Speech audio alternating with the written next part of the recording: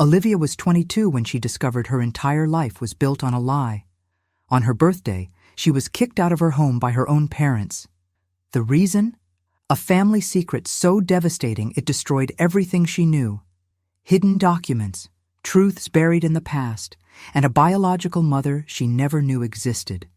This is the story of how a single discovery can tear apart and rebuild an entire life. Olivia always believed she had the perfect family. Loving parents, a comfortable home in a quiet neighborhood, birthdays celebrated with cake and candles, but all of that fell apart in a single day. The day she turned 22 was the same day she lost everything. An argument, screaming, doors slamming, and she, with a purse in her hand, didn't understand what had happened. The truth is, family secrets have the power to destroy lives, and Olivia was about to discover the biggest secret of all. A secret that would reveal who she really was. A secret her parents had kept hidden for 22 years. And when she discovered the truth, nothing was the same. Before we continue with Olivia's story, tell us, what city and country are you watching from? Leave a comment. The morning of March 15th began like any other birthday morning at Olivia's house. The smell of pancakes with maple syrup filled her room even before her alarm clock rang.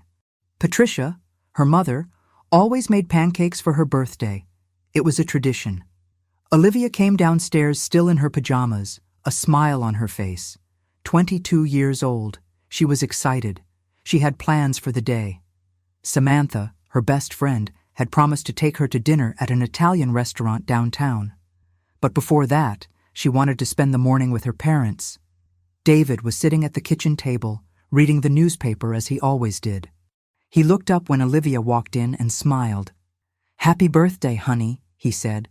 But there was something strange in his voice, something Olivia couldn't quite place at the time.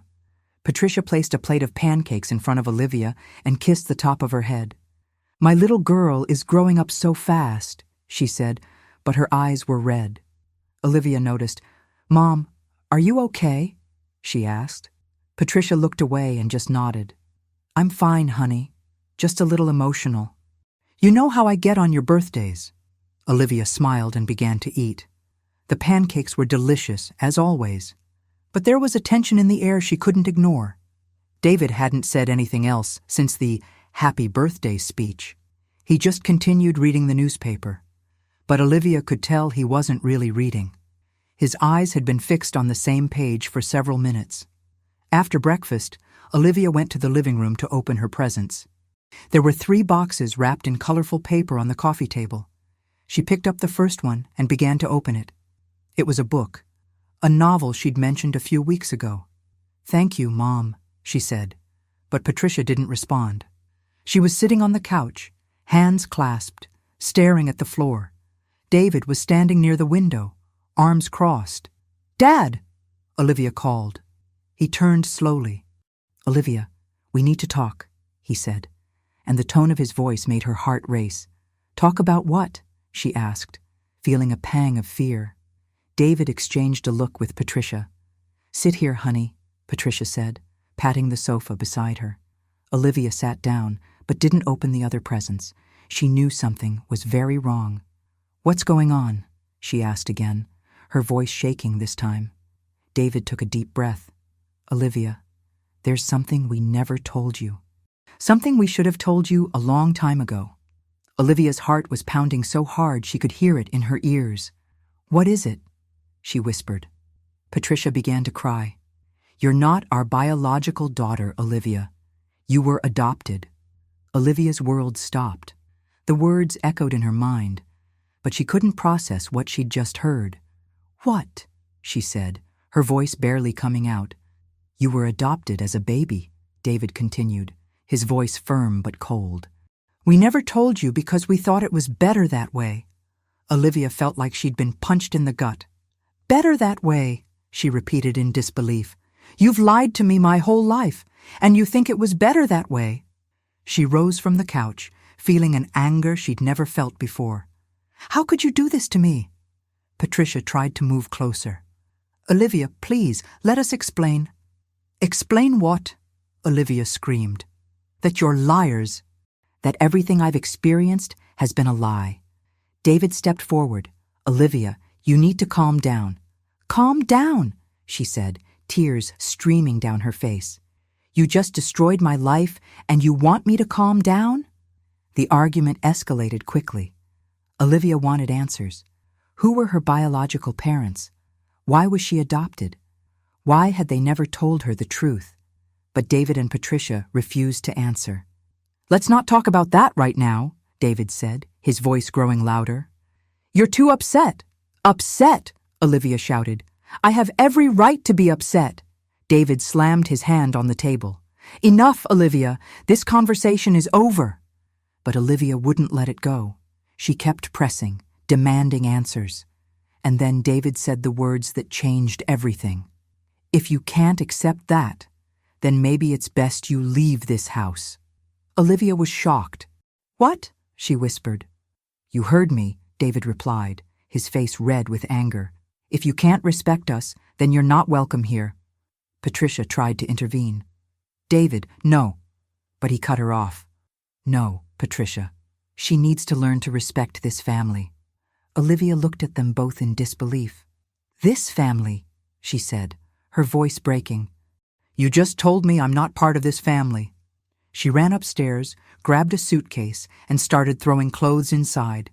Patricia followed her upstairs, begging her to stay, but Olivia wouldn't listen. 20 minutes later, she was at the front door, suitcase in hand. David stood at the top of the stairs, glaring at her. Olivia, if you walk out that door. What? She said, glaring at him. You're going to take me away from the family. You already have. And with that, she left, slamming the door behind her. Olivia walked down the sidewalk, unsure of where to go. Her phone vibrated in her pocket. It was a text from Samantha. Happy birthday! I can't wait to see you tonight. Olivia looked at the message and began to cry. The worst birthday of her life had just begun. And now, a question lingers. Have you ever had to face a truth that completely changed your life? Have you ever felt betrayed by the one you loved most? Leave your answer in the comments. And if you're enjoying this story, don't forget to like the video here.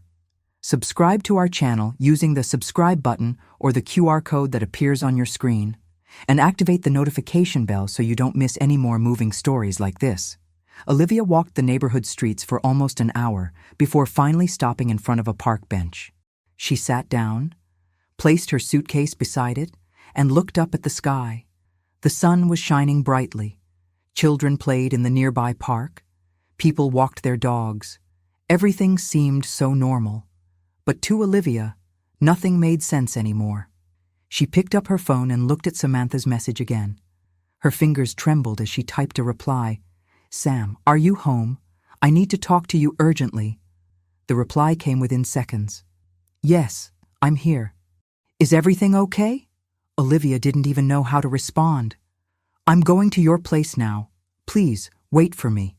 She picked up her suitcase and started walking towards Samantha's apartment, which was just a few blocks away. When Olivia rang the doorbell, Samantha opened the door immediately. She looked at her friend, saw the suitcase, her eyes swollen from crying, and her face changed from concern to alarm. Olivia, what happened? She asked, pulling her friend into the apartment. Olivia dropped the suitcase on the floor and collapsed on the couch. My parents kicked me out of the house, she said, tears flowing again. Samantha sat beside her and held her hand. What do you mean? They kicked you out? On your birthday? Olivia nodded, unable to speak.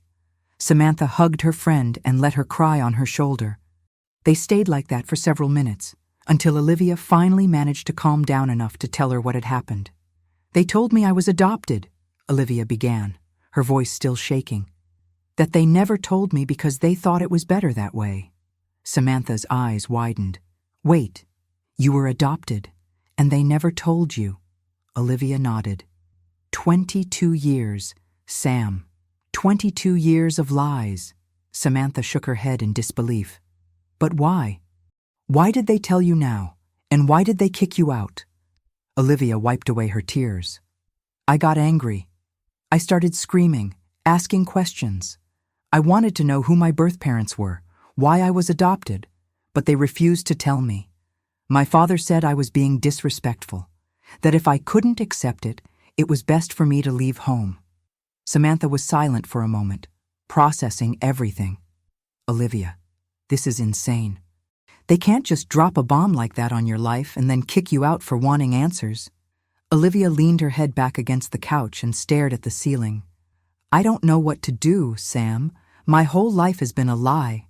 I don't even know who I am. Samantha squeezed her friend's hand. You're Olivia, the same person you've always been. This doesn't change who you are. But Olivia shook her head. It changes everything. I always looked at my parents and saw where I came from. My brown hair, like my mother's. My personality, like my father's. But none of that is real. I'm not their daughter. I don't know where I came from. I don't know who I am. Samantha saw the pain in her friend's eyes and felt her heart clench. You can stay here as long as you need, she said. We'll figure this out together, okay? Olivia looked at Samantha and felt a surge of gratitude. Thank you, Sam. I don't know what I would do without you. That night, Olivia couldn't sleep. She lay on Samantha's couch, staring at the ceiling, her mind racing with questions. Who were her biological parents? Why had they given her up for adoption? Were they still alive? Did they think about her? And why had David and Patricia kept this from her for so long?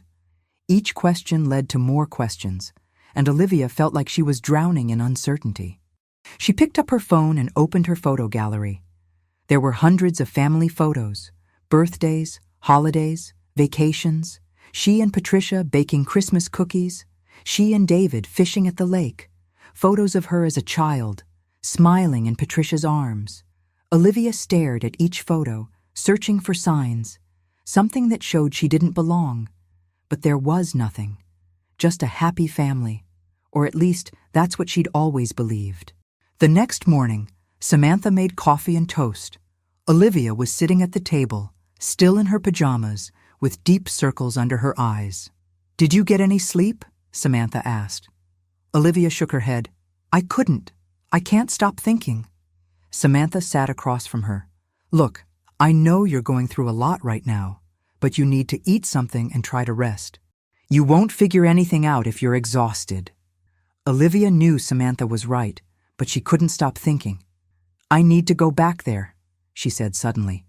I need to get some documents, birth certificate, adoption papers, anything that might give me answers. Samantha frowned. Do you think your parents will let you in? Olivia thought for a moment. They work during the day. I still have the key. I can get in when they're not there. Samantha wasn't sure if it was a good idea, but she understood Olivia's need for answers. Okay, but I'll go with you, she said. Olivia agreed.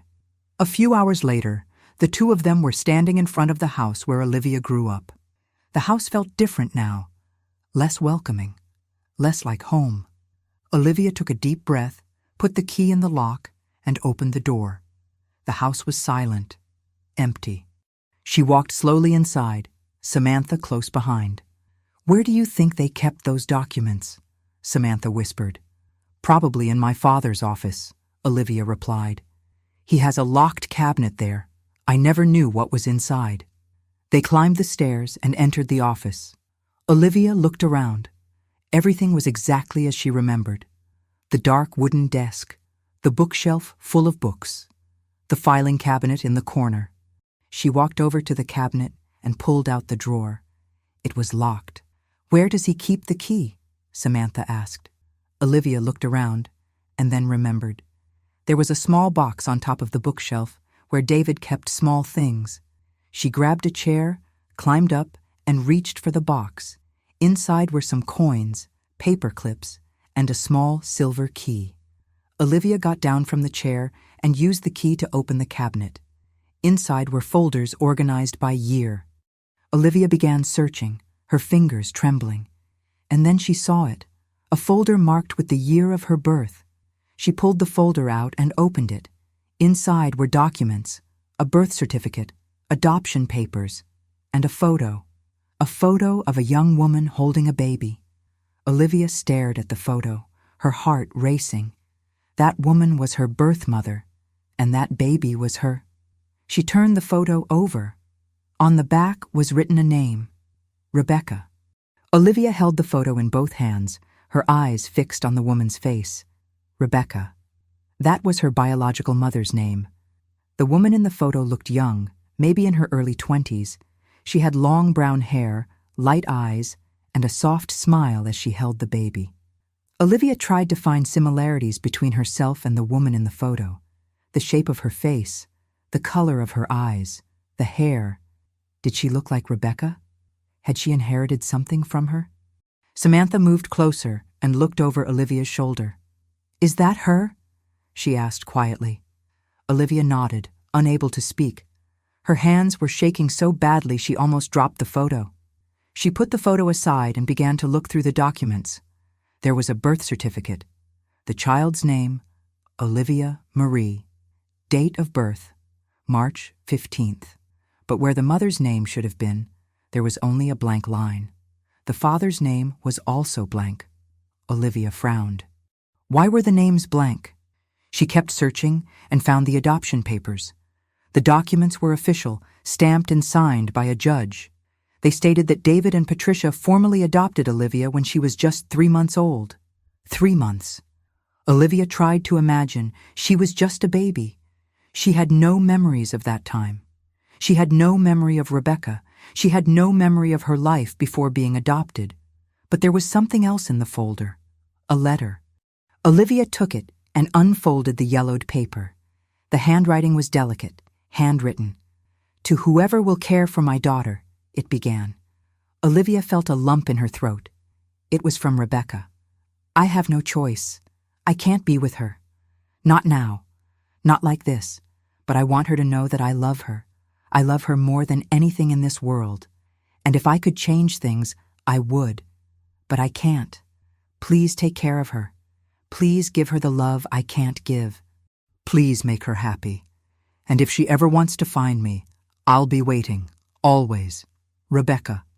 Olivia finished reading the letter, tears falling onto the paper. Her birth mother loved her. Rebecca didn't abandon her because she didn't care. She abandoned her because she had no choice. But what choice? What had happened? Why couldn't Rebecca stay with her? Olivia needed answers. "Is there anything else in there?" Samantha asked, seeing the anguish on her friend's face. Olivia rummaged through the folder again. There were more documents, medical forms, hospital records. And then she found something. An address. It was old, scribbled on a piece of paper. Apartment 4B, 237 Maple Street. Olivia looked at Samantha. "That must be the address where Rebecca lived when she gave me up for adoption," she said. Samantha took the paper. "That was 22 years ago. She probably doesn't live there anymore." "I know," Olivia said. "But it's a start." Olivia grabbed all the documents, the photo and the letter, and put them back in the folder. She was going to take them with her. They were the only clues she had to her true identity. Just as they were about to leave the office, Olivia heard a noise, the front door opening. Her heart raced. "Someone's here," she whispered to Samantha. They both froze, hearing footsteps downstairs. "Olivia," Patricia's voice called. "Whoa! Are you there?" Olivia looked at Samantha, panicked. She didn't want to face Patricia now, not after what had happened, but it was too late. Patricia was already climbing the stairs. Olivia clutched the folder to her chest as Patricia appeared in the office doorway. She stopped when she saw the 2 girls there. "What are you doing here?" Patricia asked, but her tone wasn't angry. It was sad. "I came to get some things," Olivia said, her voice firm. Patricia looked at the folder in Olivia's hands, and her face paled. "You shouldn't be going through this," she said. "Why not?" Olivia retorted. "Because they're things about me.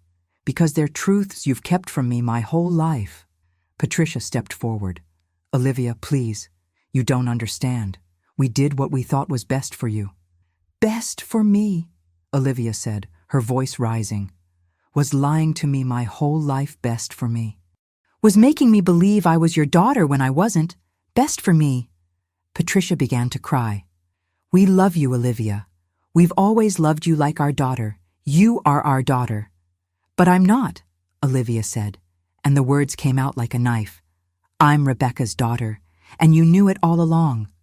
Patricia covered her face with her hands and sobbed. Samantha felt uncomfortable, watching the scene unfold. She didn't know whether to intervene or stay quiet. Olivia took a step toward the door, but Patricia blocked her path. "Please, Olivia, stay and talk to me. Let me explain everything." Olivia shook her head. "There's nothing to explain. You lied, you both lied, and now I have to find out the truth myself." She pushed past Patricia and quickly descended the stairs, Samantha close behind. Patricia followed, still crying. "Olivia, please, don't leave like that." But Olivia didn't stop. She opened the front door and walked out, her briefcase still clutched to her chest.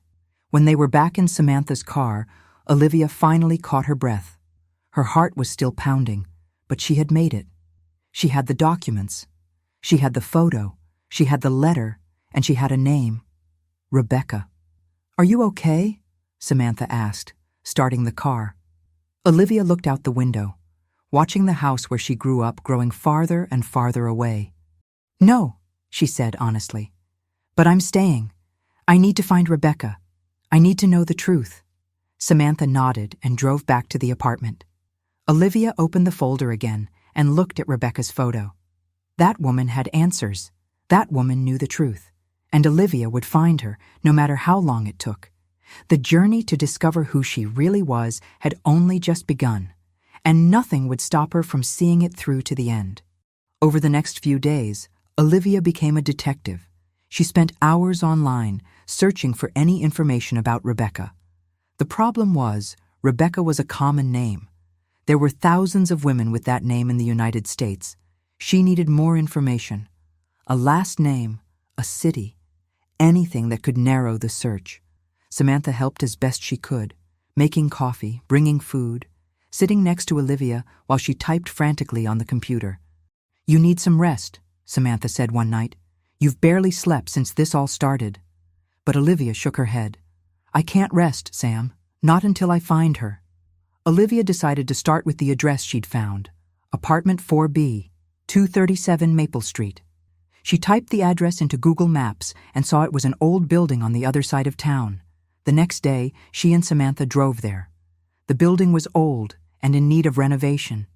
The paint was peeling, and some of the windows were cracked.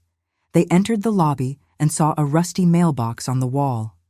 Olivia looked for Apartment 4B. The name on the mailbox was Johnson, not Rebecca. Olivia felt a pang of disappointment, but she knew it was unlikely Rebecca would still live there after 22 years. They climbed the stairs to the 4th floor and knocked on the door of Apartment 4B. An elderly woman opened the door, eyeing them suspiciously. "Can I help you?" she asked. "Hello," Olivia began, trying to sound polite. "My name is Olivia. I'm looking for a woman named Rebecca who lived in this apartment about 22 years ago. Do you know anything about her?" The woman frowned, thinking, 22 years? That was a long time ago. I've lived here for about 15 years. I don't know who lived here before me." Olivia felt her heart sink. Do you know anyone in the building who might have lived here that long ago?" The woman thought for a moment. "There's Mr. Thompson in Apartment 2A. He's lived here since the building was built in the 70s. If anyone knows anything, it's him." Olivia thanked her and went down to the 2nd floor. She knocked on the door of Apartment 2A. An elderly man with gray hair and thick glasses opened the door. "Yes," he said, his voice husky. "Mr. Thompson?" Olivia asked. "My name is Olivia. I'm looking for information about a woman named Rebecca who lived in Apartment 4B 22 years ago. Do you remember her?" Mr. Thompson stroked his beard, thinking. "Rebecca," he repeated. "Yes, I remember a Rebecca. Young, pretty girl, lived here for a while, but she moved away. It was a long time ago." Olivia's heart raced. "Do you know where she went? Or do you have any information about her?" Mr. Thompson shook his head. No, sorry. She moved away suddenly, if I remember correctly. She didn't leave a forwarding address, but I remember she worked at a cafe. Rosie's Cafe, I think. It's a few blocks away. Olivia felt a surge of hope. Thank you, sir. Thank you so much. She and Samantha hurried out of the building. Rosie's Cafe was a cozy little establishment with wooden tables and the delicious smell of fresh coffee and homemade pastries. Olivia walked in and went straight to the counter. A middle-aged woman in a floral apron smiled at her. Welcome to Rosie's. What can I get you? Actually, Olivia began, I'm looking for someone. A woman named Rebecca who worked here about 22 years ago. Do you know anything about her? The woman thought for a moment. Rebecca? I don't remember a Rebecca working here, but I only bought this cafe 10 years ago. Let me get Rosie. She's the original owner. The woman disappeared into the back and returned with an elderly woman with white hair and kind eyes. Are you looking for Rebecca? Rosie asked, her voice soft. Yes, Olivia said, feeling her heart beat faster. I need to find her. It's very important. Rosie nodded slowly. I remember her. Beautiful girl. She worked here for a few years, but she stopped coming a long time ago. I think she moved to another town. Do you know where? Olivia asked desperately. Rosie shook her head. I'm not sure, but I remember she mentioned once that she had family in Springfield. Maybe she went there. Springfield. It was a town about 2 hours away. Olivia looked at Samantha. We need to go to Springfield. Samantha nodded. Okay, let's go. Before leaving, Olivia turned to Rosie. Thank you. Thank you so much for helping me. Rosie smiled. I hope you find her, dear. Whatever you're looking for, I hope you find her. Olivia and Samantha returned to the apartment to prepare for the trip. Olivia packed a small suitcase with clothes and grabbed the folder with her documents. She looked again at Rebecca's photo. I'll find you, she whispered. I promise. The next morning, they hit the road. The drive to Springfield was silent. Olivia stared out the window, lost in thought. She was about to find answers.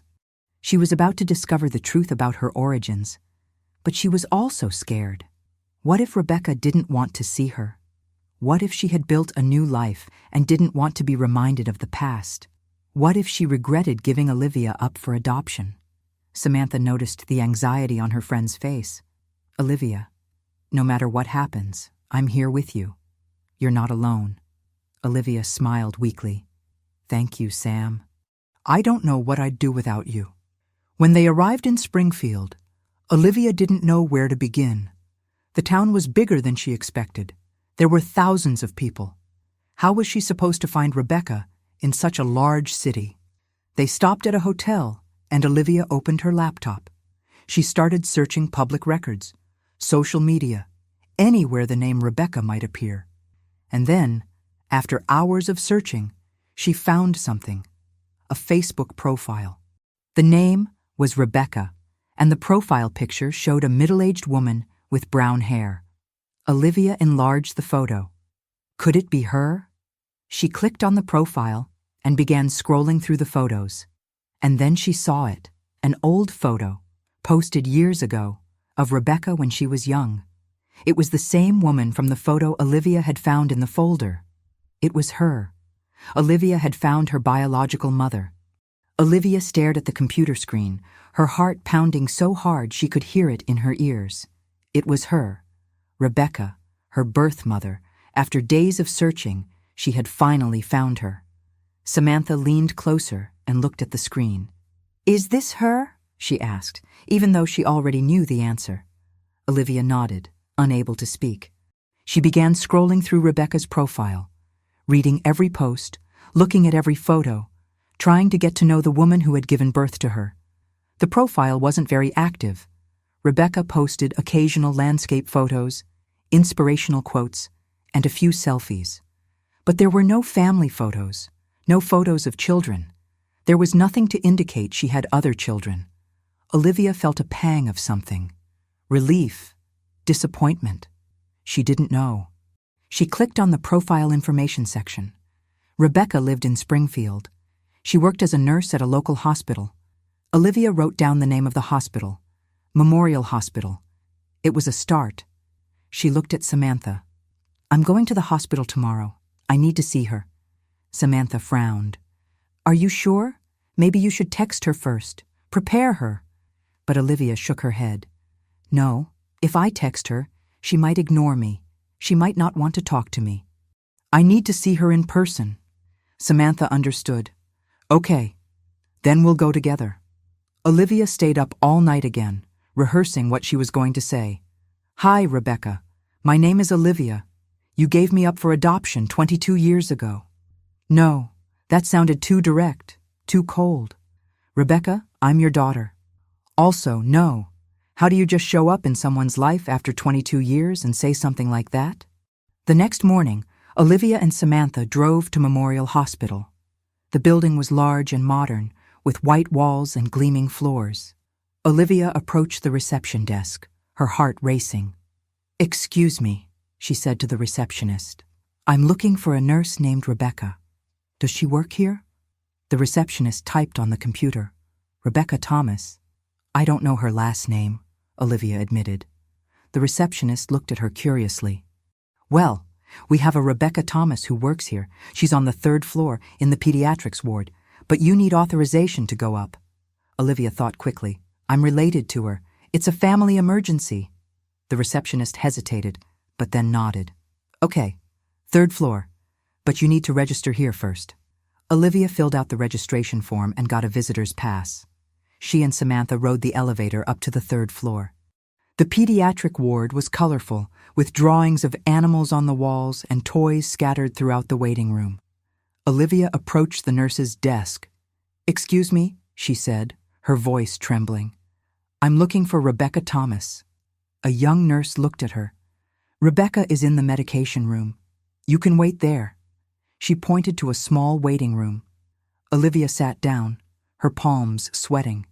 Samantha sat beside her and held her hand. You can do this, she whispered. You're strong. Olivia nodded, but inside she was panicking. What if Rebecca didn't want to talk to her? What if she got angry? What if she denied everything? A few minutes later, a woman emerged from the medication room. She wore blue scrubs and had brown hair tied back in a ponytail. Olivia recognized the face immediately. It was her, Rebecca. Olivia stood up, her legs shaking. Rebecca was walking toward the hallway when Olivia called out to her. Rebecca! Rebecca stopped and turned. She looked at Olivia with a confused expression. Yes, can I help you? Olivia stepped forward, her heart in her throat. My name is Olivia. I need to talk to you. It's about something that happened 22 years ago. Rebecca's face changed instantly. The color drained. Her eyes widened. She knew. No, Rebecca whispered, shaking her head. No. Olivia felt a tightness in her chest. Please, I just want to talk. Rebecca looked around, seeing other nurses and patients in the hallway. Not here, she said quickly. Meet me outside, in the parking lot, in 10 minutes. And then she turned and ran down the hallway. Olivia stood there in shock.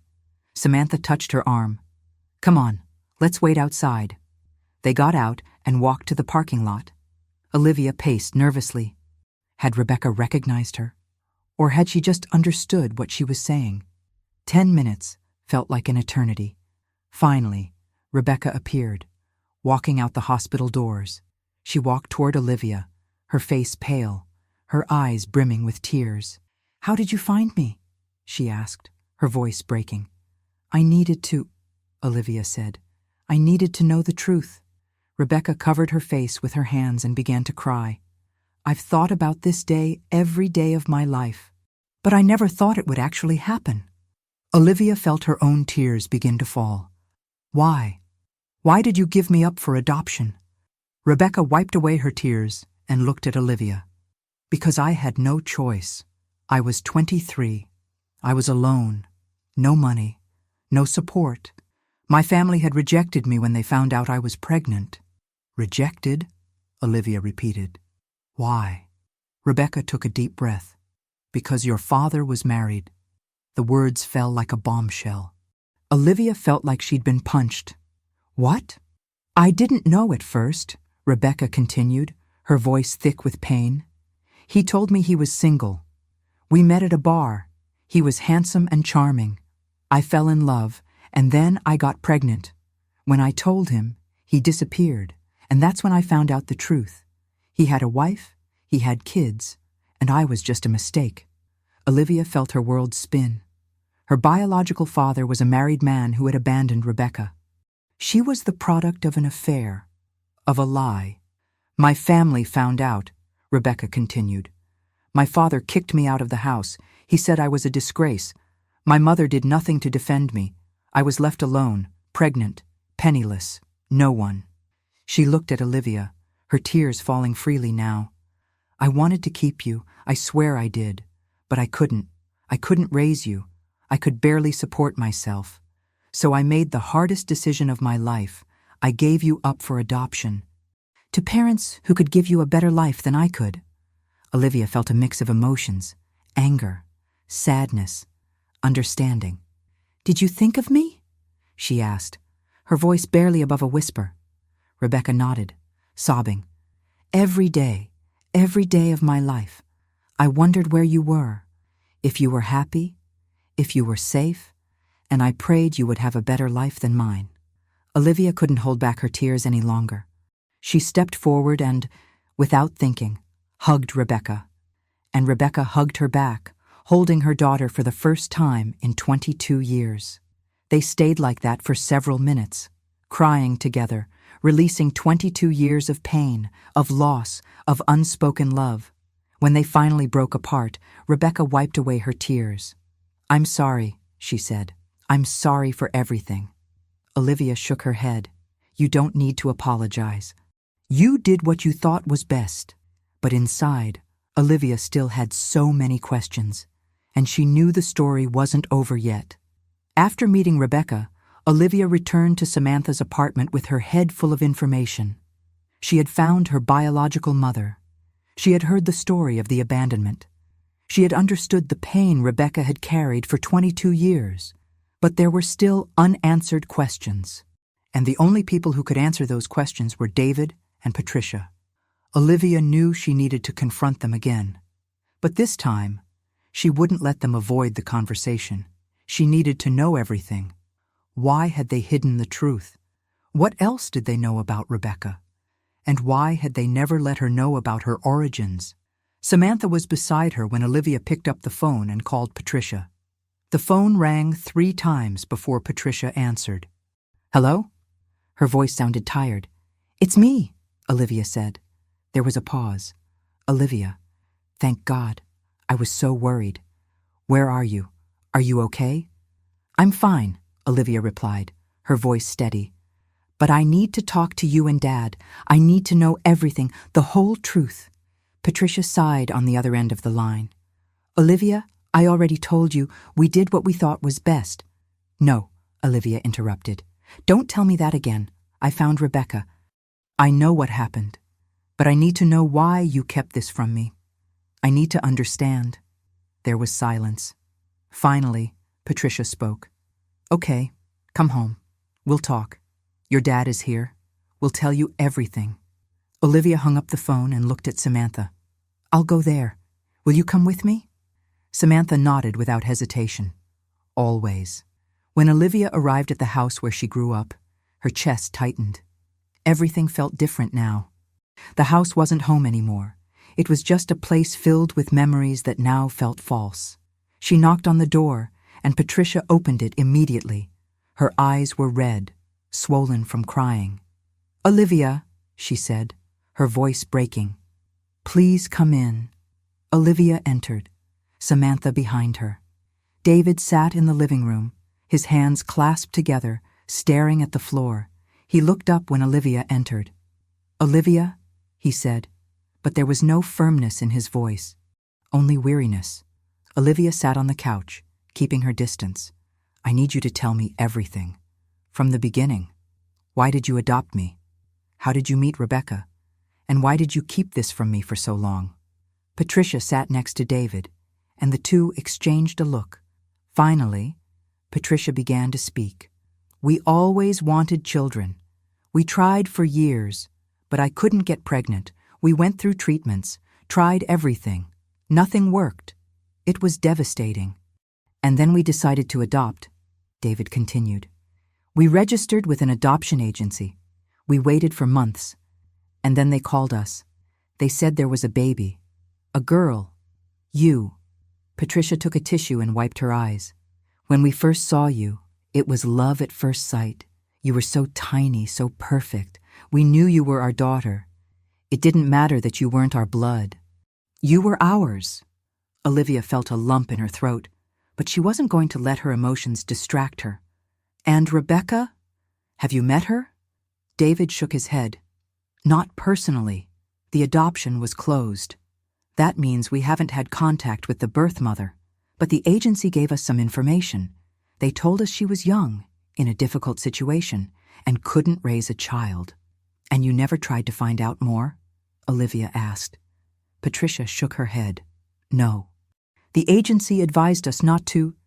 They said it was better this way, that you would have a better life without knowing about the past. Better without knowing, Olivia repeated, feeling her anger rise. How could you decide this for me? David raised his hand. Olivia, please, let us finish. He took a deep breath. A few years after the adoption, the agency contacted us again. They said the birth mother had gotten in touch. She wanted to know if you were okay. If you were happy. Olivia felt her heart race. Rebecca tried to contact us. Patricia nodded. Yes, but the agency gave us the option to respond or not, and we decided not to. Why? Olivia asked in disbelief. Because we were afraid, Patricia said, her voice breaking. We were afraid that if you knew about her, you would want to find her, and we were afraid of losing you. David continued. We were selfish. We know that now. But back then, all that mattered to us was keeping you. You were our daughter, and we didn't want to share you with anyone. Olivia felt tears stream down her face. You had no right to do that. You took away my choice. You took away my chance to know my birth mother when I was a child. Patricia reached out, trying to touch Olivia's hand, but Olivia pulled away. No, she said. You don't understand what you did. You didn't just lie to me. You robbed me of the chance to know my story, to know Rebecca, to know who I am. David stood. Olivia, we did what we thought was right. We love you. We've always loved you. Love isn't hiding the truth, Olivia said, her voice firm. Love is being honest. It's giving someone the freedom to choose, and you never gave me that. There was a heavy silence in the room. Finally, Patricia spoke, her voice barely above a whisper. We knew one day you would find out, and we were afraid of that day, because we knew we would lose you. Olivia looked at them both, seeing them for the first time not as parents, but as imperfect people who had made mistakes. You didn't lose me because I discovered the truth, she said. You lost me because you chose to lie. She stood and walked toward the door. Samantha followed her. Patricia called after her. Olivia, please, don't leave like this. We can fix this. But Olivia didn't stop. She opened the door and got out. As she walked back to the car, she felt something strange. It wasn't anger. It wasn't sadness. It was clarity. She finally understood. David and Patricia loved her, but they loved with fear, and that fear drove them to make decisions that hurt not only Olivia, but Rebecca as well. Now Olivia had to decide what to do with this information, how to move forward, and if it was possible to forgive. In the days following her confrontation with David and Patricia, Olivia kept in touch with Rebecca. They exchanged messages, talked on the phone, and shared stories. Rebecca told her about her life after giving Olivia up for adoption, how she struggled to rebuild herself, how she became a nurse because she wanted to help others, how she never married, never had other children, because no child could replace the daughter she had lost.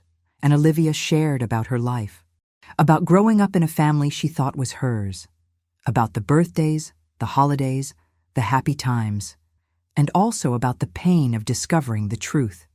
Rebecca listened attentively, sometimes crying, sometimes smiling, always grateful to finally meet the daughter she thought she would never see again. A week after their first date, Rebecca called Olivia, but this time her voice sounded different, weaker, more tired. "Olivia," she said, "I need to tell you something. Something I should have told you when we met, but I didn't have the courage." Olivia's heart raced. "What is it?" Rebecca took a deep breath. "I'm sick, Olivia, very sick. I have cancer, lung cancer, late stage." Olivia felt as if the ground had dropped out from under her feet. "What? How long have you known?" 6 months, Rebecca admitted. "The doctors said there's not much they can do. I've been on chemotherapy, but it's not working.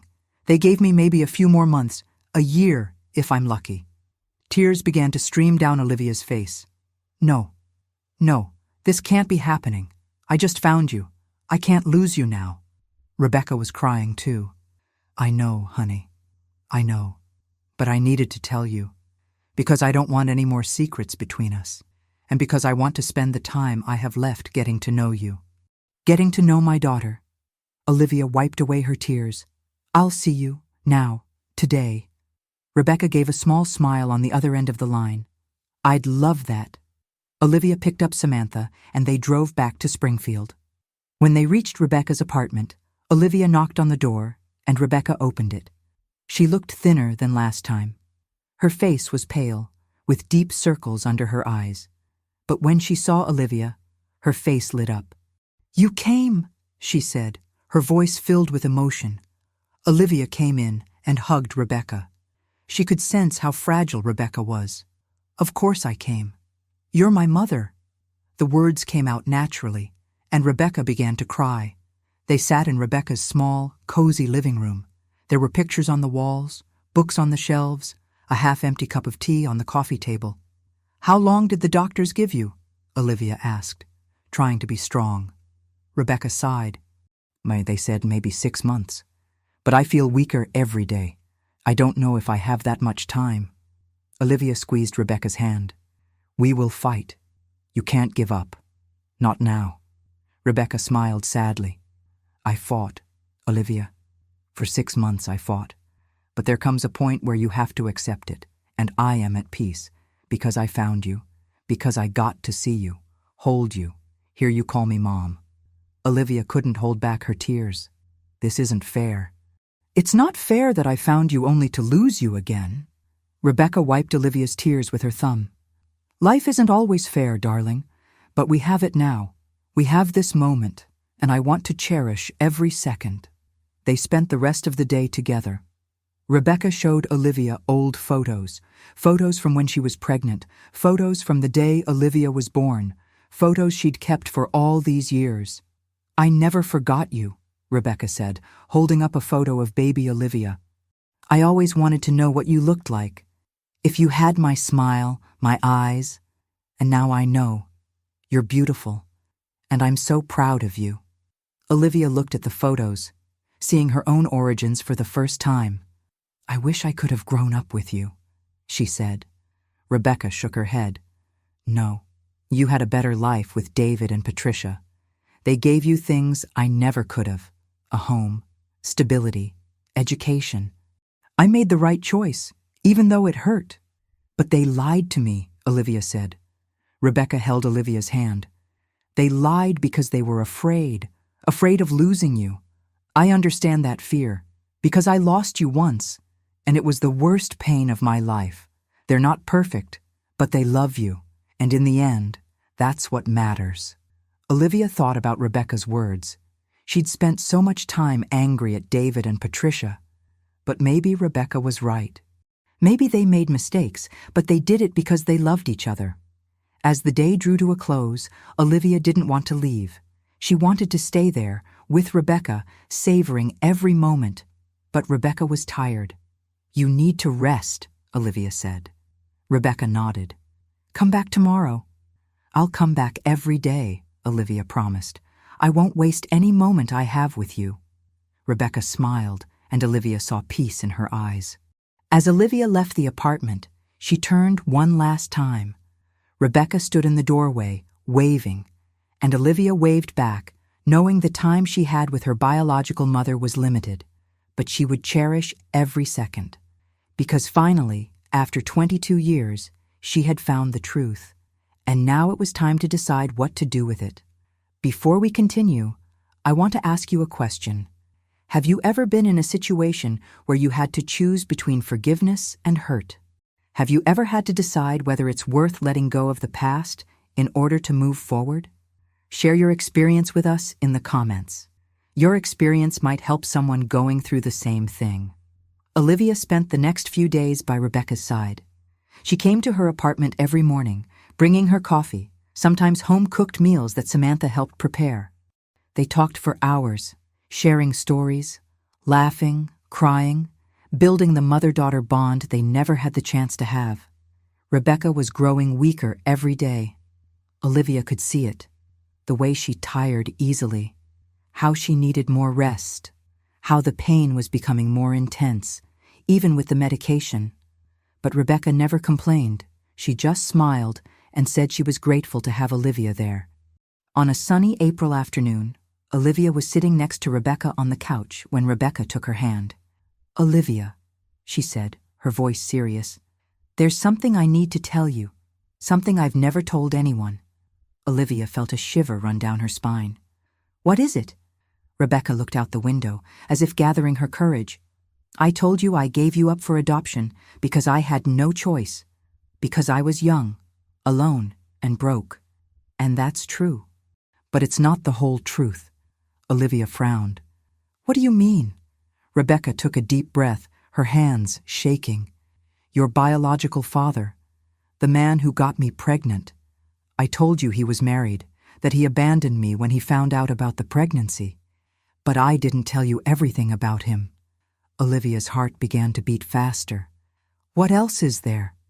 Rebecca looked straight into Olivia's eyes. "He didn't just abandon me. He threatened me." The words fell like a bombshell. "What?" Olivia whispered. Rebecca continued, her tears beginning to fall. "When I told him I was pregnant, he was furious. He said I was lying, that the baby wasn't his. And when I said I was going to have the baby anyway, he changed. He became cold, calculating.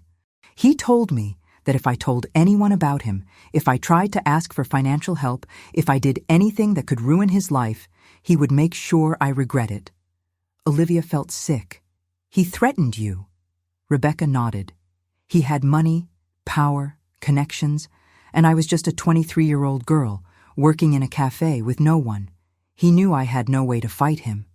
"But you could have gone to the police," Olivia said in disbelief. Rebecca shook her head. "I tried. I went to the police station, but when I told my story, they didn't take me seriously. They said it was my word against his. And his word was worth more than mine. He was a respected man in the community. I was nobody." Olivia felt anger burn inside her. "Who is he? What's his name?" Rebecca hesitated. "Olivia, I don't know if I should tell you. You have to tell me," Olivia insisted. "I have a right to know who my biological father is." Rebecca closed her eyes, as if in pain. Finally, she spoke. "His name is Richard Mitchell. He was a businessman, wealthy, influential, and married with 3 children." Olivia etched the name in her mind, Richard Mitchell. This was the man who had abandoned Rebecca, who had abandoned her. "But there's more," Rebecca continued, her voice breaking.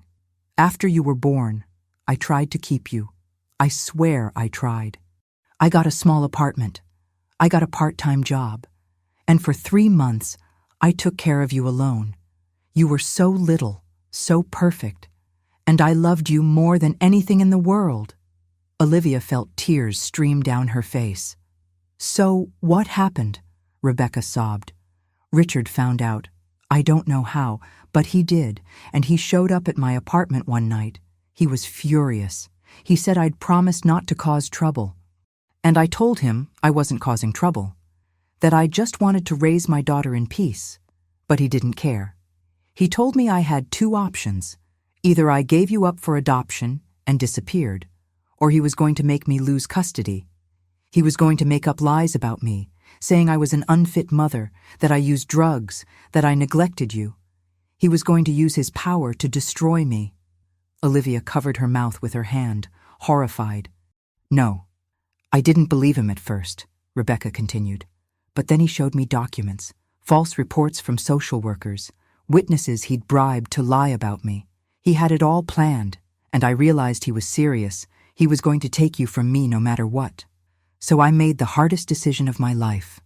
I decided to give you up for adoption voluntarily, because at least then I could choose parents who would love you, who would give you a good life. If I let Richard have his way, you might end up in foster care or worse. Olivia was in shock. He forced you to abandon me. Yes, Rebecca whispered. He forced me. And I've lived with that guilt every day of my life. Olivia stood, pacing the room, trying to process everything. Why didn't you ever go after him afterward? Why didn't you report him? Rebecca wiped away her tears. Because I was afraid. Afraid of what he might do. Afraid that if I spoke, he'd come after you. I didn't know who your adoptive parents were, where you were, but I knew you were safe, and I wasn't going to risk that for revenge. Olivia stopped and looked at Rebecca. But you tried to get in touch. David and Patricia told me you contacted the agency. Rebecca nodded. Yes. A few years later, when I thought I was safe, when I thought Richard had forgotten about me, I tried to find out if you were okay. But the agency wouldn't give me any information, and your adoptive parents wouldn't answer. So I gave up. I thought maybe it was better this way, that you were happy without knowing about me. Olivia sat back down beside Rebecca and took her hands. I'm so sorry. I'm sorry for everything you went through. I'm sorry he forced you to do this, and I'm sorry I never knew the truth. Rebecca caressed Olivia's face. It's not your fault, sweetheart. None of this is your fault. You were just an innocent child caught in the middle of all this. And Richard, Olivia asked. Where is he now? Rebecca shook her head. I don't know. I never had any contact with him after that day. I heard he moved to another city years ago, but I didn't look into it. I didn't want to know. Olivia felt anger burn inside her. Anger at Richard Mitchell. Anger at the man who had destroyed Rebecca's life, who had taken away her chance to grow up with her biological mother. He can't get away with it, Olivia said. He can't just live his life happily after what he did. Rebecca cupped Olivia's face. Olivia, listen. I know you're angry.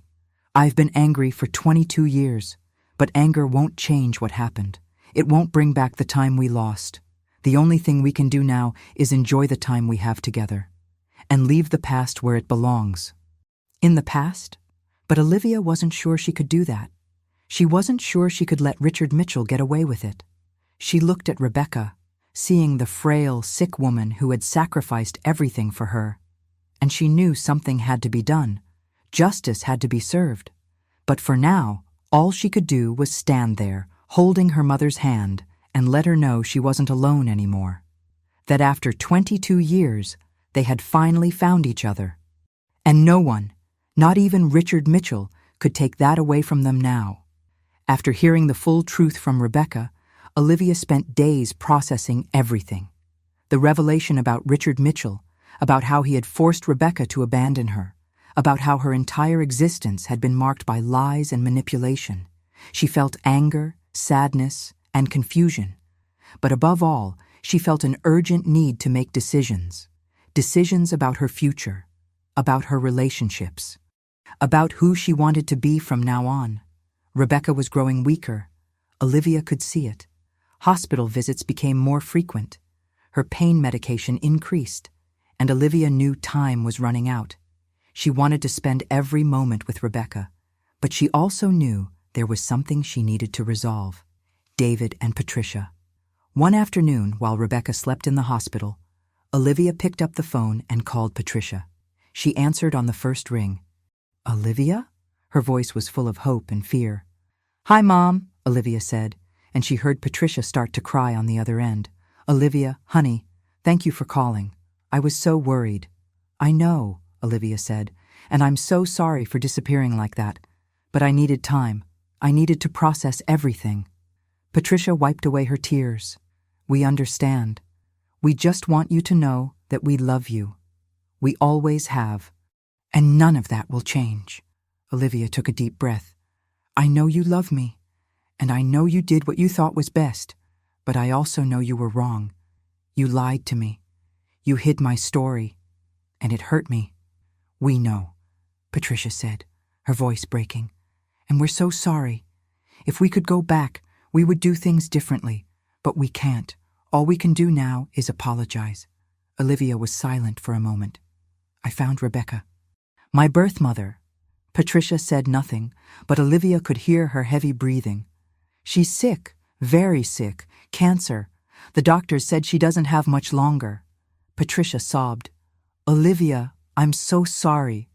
She told me the whole truth, Olivia continued, about my birth father, about how he forced her to give me up for adoption, about how she never wanted to abandon me. And I understood something. She made the hardest decision of her life to protect me, to give me a chance at a better life. And you were part of that. You gave me this life. Patricia was crying openly now. We tried, Olivia. We tried to give you everything.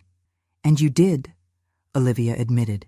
You gave me a home, a family, love, education, everything Rebecca wanted for me. And I'm grateful for that. But you also took something from me. You took the truth from me. And that's something I need to learn to forgive. We'll do anything, Patricia said.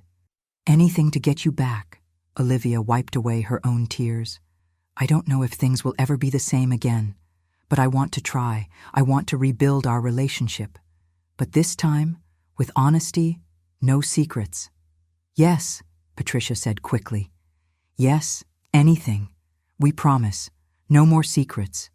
There's something I need from you, Olivia said. What? Anything. I want you to meet Rebecca, before it's too late. There was silence on the other end of the line. Finally, Patricia spoke. Are you sure? This won't be too much for you. I'm sure, Olivia said, because you're both my mothers. Patricia, you raised me. You were there for every birthday, every graduation, every important moment in my life. And Rebecca, she gave me life. She carried me for 9 months. She loved me enough to let me go. You're both important to me, and I need you to meet each other. Patricia nodded, her voice still shaking. Okay. If that's what you want, we'll go. The next day, Olivia took David and Patricia to the hospital. They were nervous, she could see. Patricia clutched her bag tightly. David kept his hands in his pockets. When they entered Rebecca's room, she was awake, sitting up in bed. Rebecca looked at David and Patricia, then at Olivia.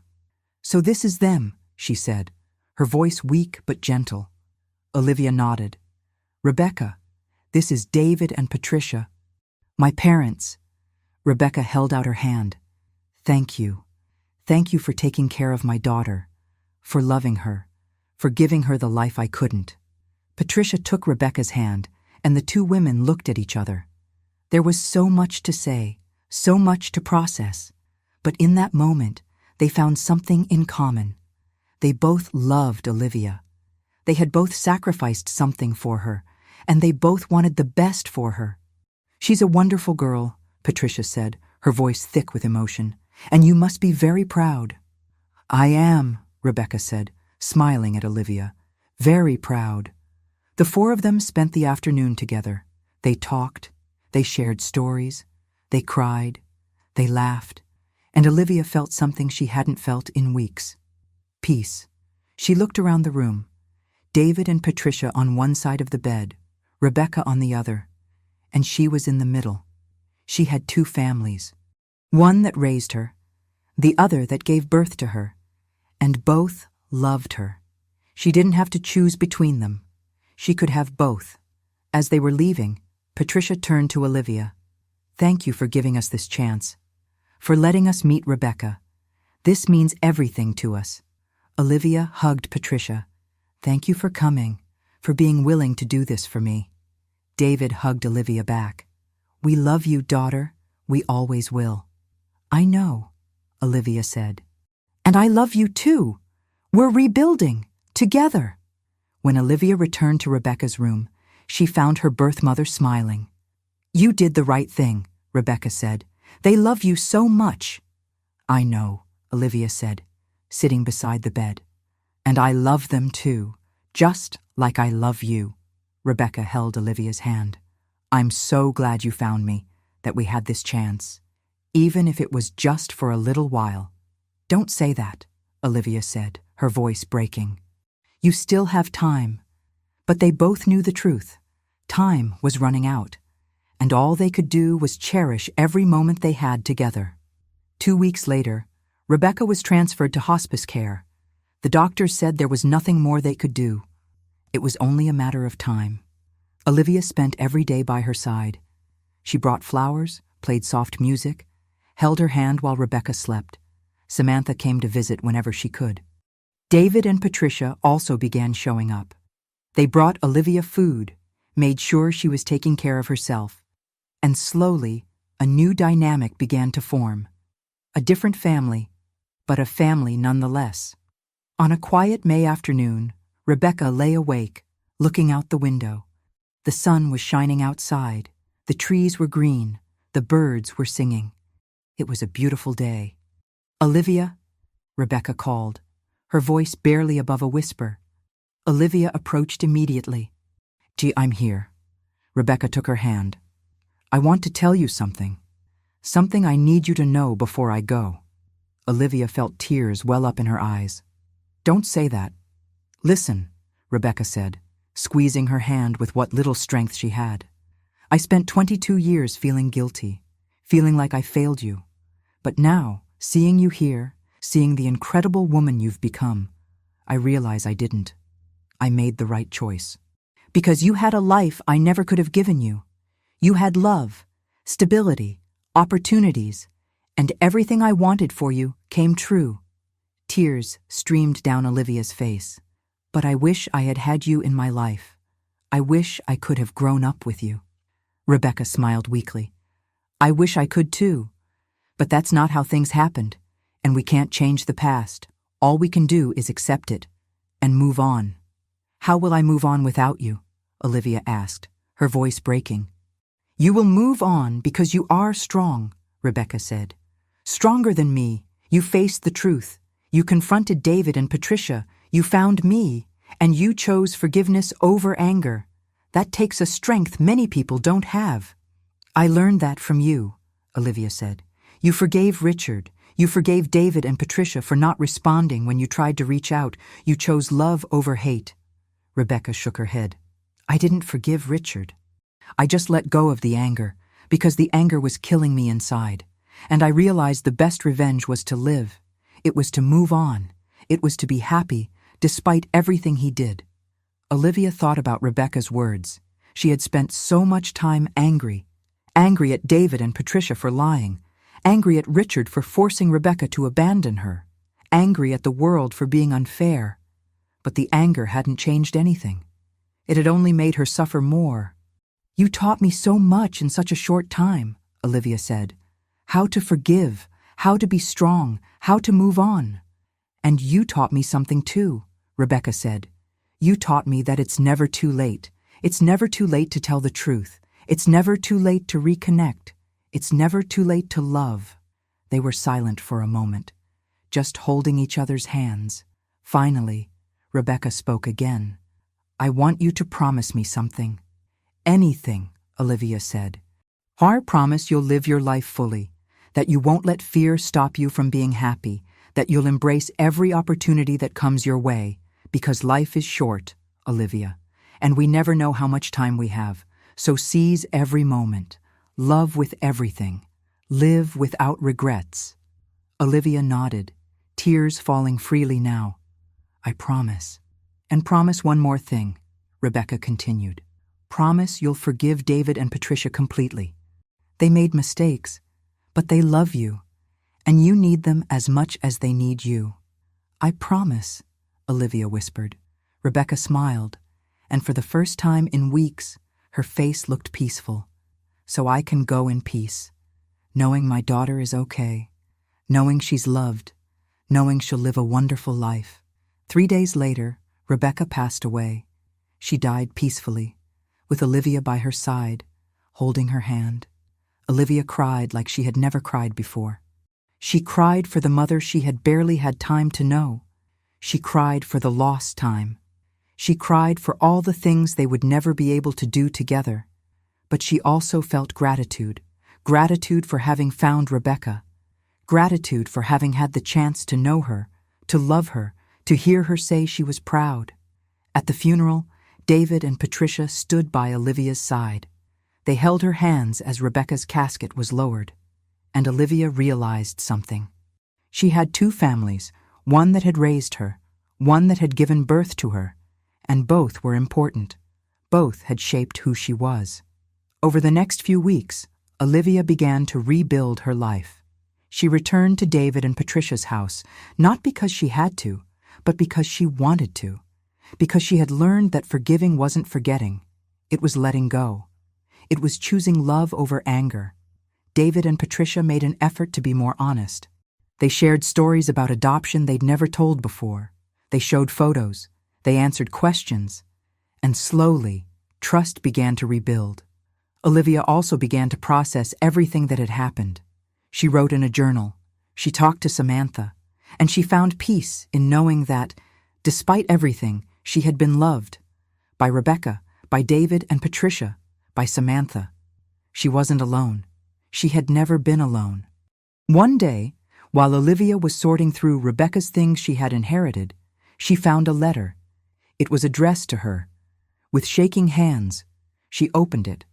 "My dear Olivia, if you're reading this, it means I'm gone, and I hope you know how much I loved you.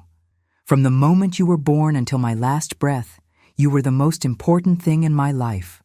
I know our time together was short, but to me, it was everything. You gave me peace. You gave me forgiveness. You gave me the chance to be your mother, even if only for a short time. And for that, I am eternally grateful. Live your life, Olivia. Live it with courage. Live it with love. And know that wherever I am, I will always be rooting for you. With all my love, Rebecca."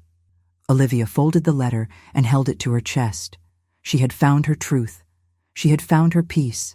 And now, she was ready to live. Olivia's story teaches us something powerful. Sometimes the truth hurts. Sometimes discovering who we truly are can destroy everything we thought we knew. But it's through this pain that we find our strength. Olivia lost one mother, but gained two. She lost her innocence, but gained wisdom. She learned that family isn't just blood. It's a choice. It's love. It's forgiveness. Today, Olivia lives her life with purpose. She honors Rebecca's memory by living fearlessly. She rebuilt her relationship with David and Patricia based on honesty. And she carries with her the most important lesson of all. It's never too late for the truth. It's never too late for forgiveness. And it's never too late for love. What about you? What truth do you need to face today? What forgiveness do you need to give? Share in the comments.